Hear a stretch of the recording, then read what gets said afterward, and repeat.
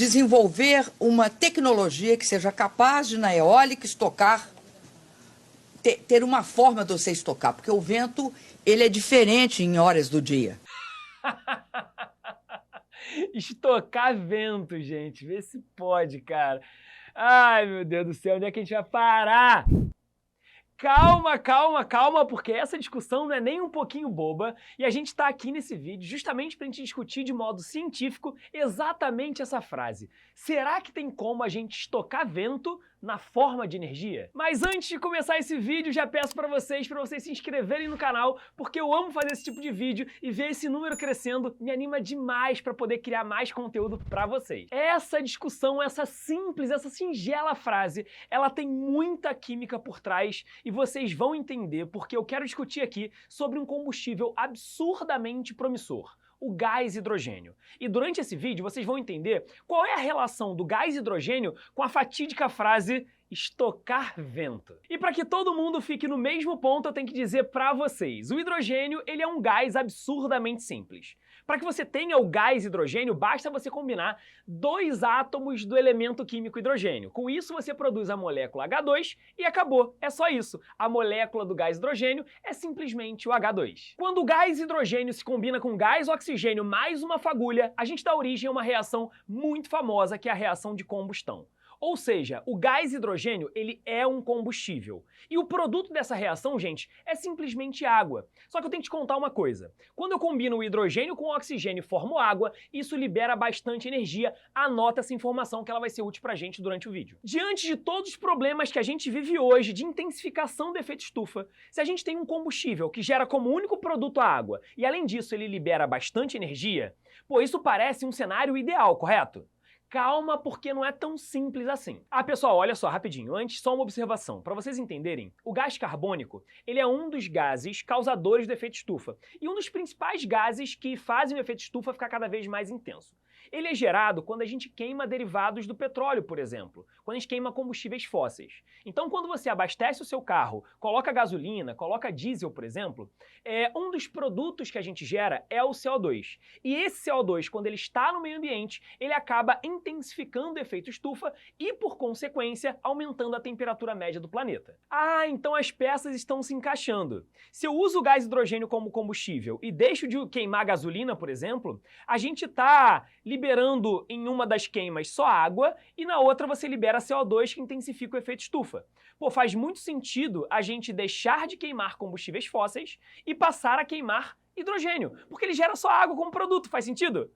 Calma, calma, porque antes de pensar no hidrogênio como combustível, a gente precisa resolver alguns problemas. E o primeiro deles é que o hidrogênio ele é um gás altamente inflamável, é um gás muito intenso em termos de combustão. Então todo o manuseio desse gás precisa ser absurdamente cuidadoso. O segundo problema, gente, é que o gás hidrogênio ele não é encontrado na natureza na forma livre, como por exemplo o gás oxigênio está. Para que a gente obtenha o H2, que é o gás hidrogênio, a gente precisa retirar os átomos de hidrogênio de moléculas que tenham esse átomo de hidrogênio. Então a gente pega uma molécula que tem vários átomos de hidrogênio, depena ela, retira os hidrogênios e aí sim a gente consegue produzir o H2. E aí a gente pode começar a pensar em utilizá-lo como combustível. Sinceramente, pessoal, eu acho que o primeiro dos problemas a gente já tem solução.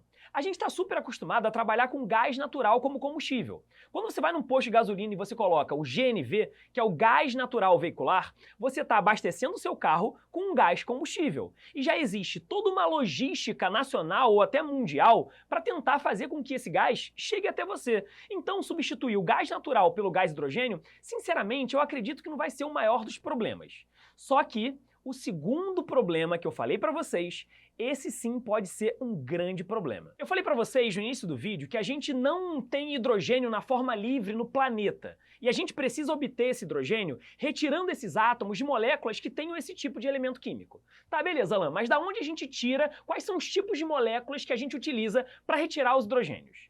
A gente tira esses hidrogênios dos hidrocarbonetos derivados do petróleo. Para você entender, hidrocarbonetos são moléculas que têm somente hidrogênio e carbono. Então a gente vai lá, retira os hidrogênios para combiná-los e formar o gás hidrogênio, que é o nosso combustível, e sobra carbono. E se você se questionou, beleza, Alan, mas o que a gente faz com esse carbono que sobra? Se você pensou nisso, nesse momento, parabéns. Você se fez uma ótima pergunta. Esse lixo de carbono acaba retornando para o meio ambiente na forma de gás carbônico. E se você está pensando junto comigo, você está entendendo que está existindo sim, de forma secundária, um impacto no meio ambiente no que diz respeito ao efeito estufa. Se a gente está usando o gás hidrogênio para que a queima dele não produza dióxido de carbono, mas se ele está produzindo dióxido de carbono de forma secundária, a gente não está resolvendo problema nenhum, cara. Para você ter uma noção, todo ano, 800 milhões de toneladas de dióxido de carbono são produzidas somente na geração e na criação do gás hidrogênio. Mas é claro que não faria o menor sentido a gente ter todos esses custos financeiros, já que ele está gerando tanto impacto ambiental. É mais fácil você pegar um derivado do petróleo, um combustível fóssil, e queimar ele direto. Assim a gente, óbvio, continua impactando o meio ambiente, mas o hidrogênio também impactaria, só que a gente teria menos custo, faz sentido? Tá bom, Alan, mas por que a gente continua formando hidrogênio, continua produzindo hidrogênio por essa rota, se você me diz que está impactando no meio ambiente? Calma, a gente está pensando no hidrogênio como combustível, mas ele tem uma outra função. O hidrogênio, quando ele se combina com o gás nitrogênio, ele forma amônia. E a amônia, ela é fundamental para a produção de fertilizante. E talvez você saiba que fertilizante é fundamental para fazer com que a comida chegue na sua casa. A população do planeta está aumentando cada vez mais e a gente tem que alimentar tudo isso. E os fertilizantes, eles são muito importantes nesse ponto. E nesse momento, pum, a cabeça explode. Cara, eu tô construindo toda essa narrativa para você tentar entender a fatídica frase estocar vento da ex-presidenta Dilma Rousseff. Beleza, a gente já sabe que o hidrogênio ele tem uma função muito importante, muito nobre na produção dos fertilizantes. Mas o papo nesse vídeo é outro. O aquecimento global, ele tá aumentando demais e não é possível. Se a gente tem o gás hidrogênio que gera como único produto a água e libera bastante energia, não é possível que a gente não pode utilizar isso aí como combustível, mano. E eu trago-lhes boas notícias. Lembra que eu falei pra vocês que um dos problemas do hidrogênio era o lixo de carbono que ele era produzido? Guarda essa informação no fundo do coração de vocês, porque nesse momento eu quero te apresentar a aquarela do hidrogênio. Essa aquarela foi criada como recurso didático para que a gente, meros mortais, consigamos entender qual é a origem desse hidrogênio. Gente, isso é muito importante para que a população consiga compreender de onde está vindo, quais são os produtos gerados, mas calma que eu quero te apresentar cor por cor nesse momento. O hidrogênio preto, marrom ou cinza é o tradicional, ele é formado do jeito que eu contei para vocês. A ideia dele é que você retire os hidrogênios do metano, que é o CH4, que está lá como sendo um dos combustíveis fósseis. Então é o jeito tradicional, a gente retira os hidrogênios, libera o carbono, esse carbono é devolvido para a natureza como CO2 e a gente sabe que esse método ele não é tão bom para o meio ambiente. O hidrogênio azul ele é produzido de uma forma bastante semelhante, a diferença é que o fabricante tem uma preocupação de tentar captar e armazenar esse carbono que vai sendo produzido. Ele não é 100% eficiente porque ainda 10 ou 20% de carbono são liberados no meio ambiente. Tudo bem, não resolvi o problema por inteiro, mas já é alguma coisa, vai. O hidrogênio turquesa ele é produzido por uma reação química chamada de pirólise. A ideia é a seguinte, o pessoal pega o metano, que é o CH4, e faz o seu aquecimento. Os produtos são gás hidrogênio, que é utilizado como combustível, e carbono na forma sólida. Por que isso é interessante? Se a gente produzisse gás carbônico, CO2, que é um gás, ele seria liberado no meio ambiente. Como nessa pirólise a gente está gerando carbono sólido, isso é mais fácil para a gente captar, armazenar, estocar e dar uma função para ele. Para você ter noção, esse carbono sólido ele pode ser utilizado, por exemplo, na produção de pneu. E agora que rufem os tambores, porque a gente chegou na joia dos hidrogênios, chegamos no hidrogênio verde. Ai, esse é lindo demais! Sabe por quê? Porque ele é produzido por meio da eletrólise da água. A ideia é a seguinte, a gente passa a corrente elétrica pela água e consegue quebrar o H2O em gás hidrogênio e gás oxigênio.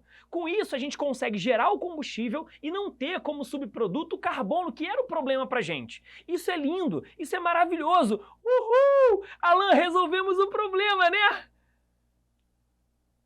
Não resolvemos o problema. Eu não falei pra vocês que a gente precisa de energia elétrica para conseguir quebrar as moléculas de água e assim produzir o gás hidrogênio?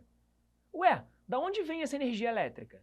Se por acaso essa energia elétrica vem de uma termoelétrica, por exemplo, o pessoal está queimando carbono para gerar energia para chegar a eletricidade na tua casa. E se você está queimando carbono, você está gerando CO2. Então, a eletricidade que fez a eletrólise da água, que separou o hidrogênio do oxigênio, lá no início, tá impactando no meio ambiente mesmo assim, mano.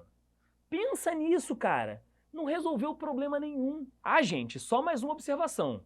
a energia gasta para produzir o hidrogênio pela eletrólise sempre vai ser maior do que a energia que ele vai fornecer para a gente depois que ele for um combustível. Ai, professor, não aguento mais, meu Deus do céu, parece um buraco sem fim, parece que a gente nunca vai resolver esse problema. Calma, porque é agora que a Dilma entra nesse vídeo. Beleza, nessa altura do vídeo eu acredito que você já está mais do que confortável em dizer que a melhor forma de você obter o gás hidrogênio é por meio da eletrólise. Só que você sabe que a fonte de energia que alimenta aquela eletrólise não pode, de forma secundária, impactar o meio ambiente. Mas você para pensar no seguinte: e se por acaso a fonte inicial de energia elétrica que alimentaria aquela eletrólise, se essa fonte inicial ela fosse uma fonte renovável? E se a gente utilizasse a energia solar ou a energia eólica para alimentar a eletrólise e assim produzir o hidrogênio? E nesse momento a sua cabeça explode. Pensa no Nordeste brasileiro, um local onde tem uma grande incidência de sol e tem muito vento. Se eu criasse esse tipo de usina de produção de gás hidrogênio lá, a gente estaria estocando sol e estocando vento. Por quê? O sol e o vento eles estariam produzindo energia elétrica que alimentariam a eletrólise e assim a gente produziria o hidrogênio, que é um gás que a gente armazena e transporta para os lugares, sei lá, do país ou em outros países que são vizinhos a gente. Você está entendendo a jogada? É claro que nesse processo tem perda, mas como a fonte inicial de energia é uma fonte renovável, tá tudo bem. Ou seja, sim, a gente está estocando o sol e o vento, só que na forma de gás hidrogênio. E o gás hidrogênio, quando é queimado, ele não impacta o meio ambiente. Ó. Pois é, gente, esse hidrogênio verde ele é absurdamente promissor. Estudos mostram que até 2050 a gente consegue reduzir em 10% a emissão de gás estufa somente utilizando o hidrogênio por esse método como combustível.